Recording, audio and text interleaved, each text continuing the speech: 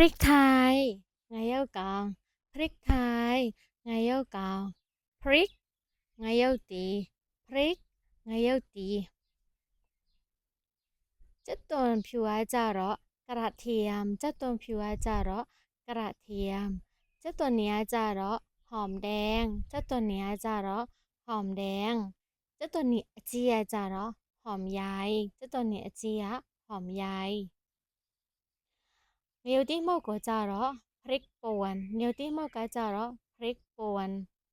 เนียวที่ชาวกาจาระพริกแห้งเนียวที่ชาวกาจาระพริกแห้งอาตาหมกก็จาระโรตีอาตาหมกก็จาระโรตีตะจ้าโอจาระน้ำตาลตะจ้าโอจาระน้ำตาลมาซาลาหมกก็จาระผมกะเหรี่ยมาซาลาหมกก็จาระผมกะหรี่ผมกะหรี่ผมกะหรี่ผมกะหรี่กะหรี่สวยหัวဖြစ်သွားမှာเนาะမကောင်းတဲ့မိန်းကလေးဖြစ်သွားမှာเนาะผมกะหรี่သိရတဲ့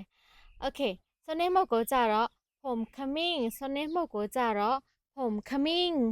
နောက်ထပ်ဗာတိချင်တာရှိလဲ comment မှာပြောလာလို့ရတယ်เนาะ